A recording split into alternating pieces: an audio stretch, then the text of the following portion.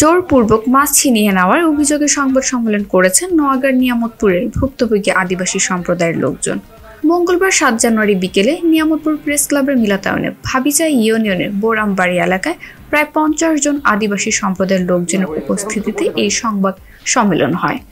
লিখিত বক্তব্যে বোরামবাড়ি আদিবাসী মৎস্যজীবী সমিতির সহসভাপতি সুশীল মার্ডি অভিযোগ করেন, ১৯৯৩ সাল থেকে বোরামবাড়ি এলাকায় ৩টি পুকুর পাড়ে প্রায় ৩০টি পরিবার বসবাস করে আসছে।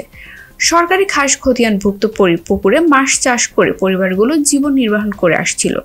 কিন্তু শেখ হাসিনা সরকারের পতনের পরই উপজেলার ভাবিচা ইউনিয়নের গাবতলী এলাকায় আব্দুল মতিন সোনার ও শফিউল্লাহ সোনার প্রায় ২ লাখ টাকা চাঁদা দাবি করে। চাঁদার টাকা না দেওয়ায় তারা নানাভাবে হুমকি দেয়। মঙ্গলবার ৭ জানুয়ারি সকালে আদিবাসী পরিবারের সদস্যদের সম্মতিতে ৩টি পুকুরে বিক্রির উদ্দেশ্যে মাছ ধরা তা বিক্রি করতে মান্দা উপজেলার সহিহাটে ২টি পিকআপ করে গাবতলী বাজারে পৌঁছালে ওত পেতে থাকা আব্দুল মতিন সোনার ও শফিউল্লাহ সোনার, মুখলেসুর রহমান, মিঠু মিনহাজুল, আলম শহীদুল, তোতা শ্রীপলাশ, শ্রী শ্যামল, হারুন রশিদ সহ অজ্ঞাতনামা ৭ থেকে ৮ জন পিকআপে থাকা লোকজন মারধর করে নামিয়ে দিয়ে মাছগুলো ছিনিয়ে নেয়। এতে কমপক্ষে ২ লাখ টাকা ক্ষতি হয়েছে।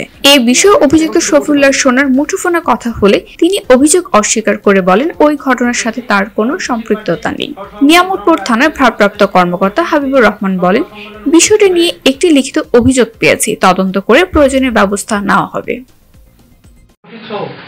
অজ্ঞাতনামা ৭ থেকে ৮ জনের বিরুদ্ধে অভিযোগ করছি যে উপরোক্ত ব্যক্তিদ্বয় নিয়ামতপুর উপজেলার ভাবিচা ইউনিয়নের বোরামবাড়ি এলাকায় সরকারি খাস খতিয়ানভুক্ত ৩টি পুকুর ধরা মাছ জোরপূর্বক ছিনিয়ে নিয়ে বিক্রি করে, যার আনুমানিক মূল্য প্রায় ২ লক্ষ টাকা।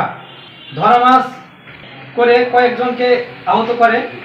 আমরা প্রায় ৩০টি আদিবাসী পরিবার একই ৩টি পুকুরের পাড়ে বসবাস করি। ১৯৯৩ সাল থেকে পুকুর পাড়ে বসবাসকারী পুকুরগুলো ভোগদখল করে আসতেছি। গত ৩ মাস পূর্বে মোহাম্মদ আব্দুল মতিন সোনার এবং শফিউল্লাহ সোনার প্রায় ২ লক্ষ টাকা চাঁদা দাবি করে। চাঁদা টাকা না দেওয়ায় তারা আমাদেরকে হুমকি ধামকি প্রদান করে।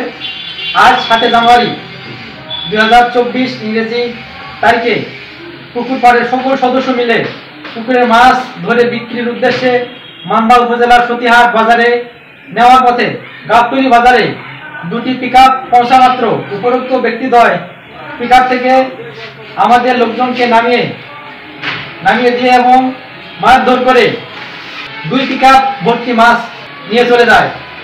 এতে আমাদের প্রায় ২ লক্ষ টাকার ক্ষতি হয়।